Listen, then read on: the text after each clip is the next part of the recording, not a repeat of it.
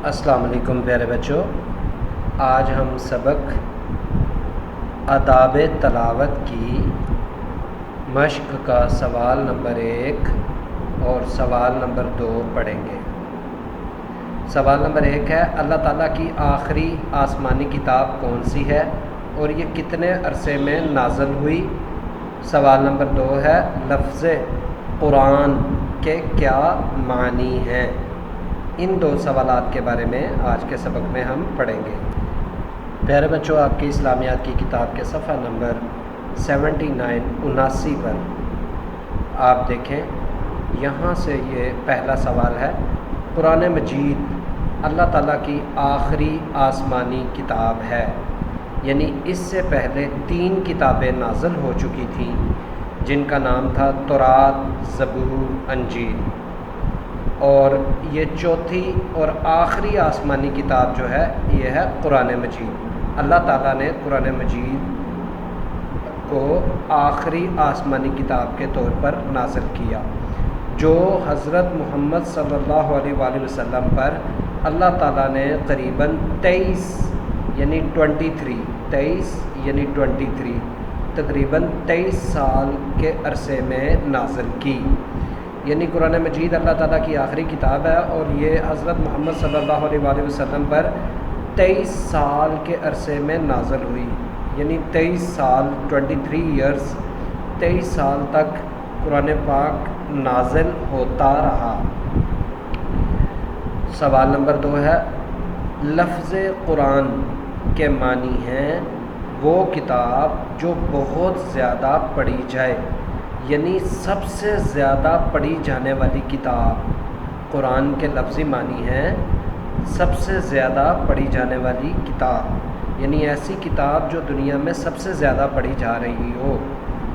قرآن کا مطلب یہ ہے، قرآن یعنی سب سے زیادہ پڑھی جانے والی کتاب، چونکہ اللہ تعالیٰ کی آخری کتاب کثرت سے پڑھی جاتی ہے۔ کثرت یعنی بہت زیادہ، کثرت کا مطلب ہوتا ہے بہت زیادہ، ٹھیک ہے؟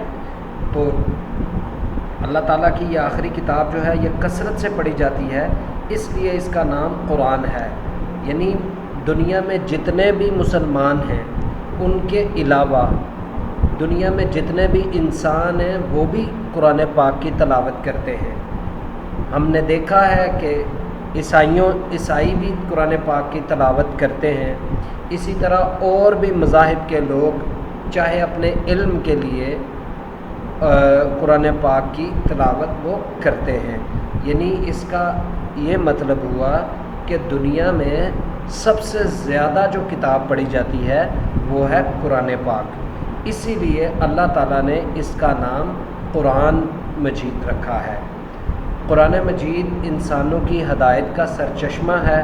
سرچشمہ یعنی ایسی جگہ جہاں سے ہدایت ملتی ہو، جہاں سے ہدایت نکلتی ہو، یعنی قرآن مجید کے ذریعے انسان اپنی زندگی گزارنے کا طریقہ سیکھ سکتا ہے۔ قرآن مجید میں انسان کو زندگی گزارنے کی ہدایات دی گئی ہیں، یعنی کس طرح سے زندگی گزارنی ہے، اور یہ قیامت تک اپنی اصل حالت میں محفوظ رہے گا، یعنی اس کی کوئی حالت نہیں بدل سکتا، اس کا کوئی لفظ نہیں بدل سکتا، جوں کا تو رہے گا قیامت تک۔ کوئی انسان اس کا ایک لفظ، ایک نقطہ بھی، ایک زیر زبر بھی بدل نہیں سکتا، اس لیے کیونکہ اس کی حفاظت کا ذمہ اللہ تعالیٰ نے لیا ہے۔ یعنی اللہ تعالیٰ نے قرآن مجید کی حفاظت کا ذمہ اپنے ہاتھ لیا ہے۔ اللہ تعالیٰ نے قرآن مجید کی تلاوت ہر مسلمان پر ضروری قرار دی ہے۔ اللہ تعالیٰ کا فرمان ہے، فَقْرَعُوا مَا تَيَسَّرَ مِنَ الْقُرْآنِ، پس جتنا آسانی سے ہو سکے قرآن پڑھ لیا کرو۔ یعنی قرآن پاک کو پڑھنا انتہائی ضروری ہے۔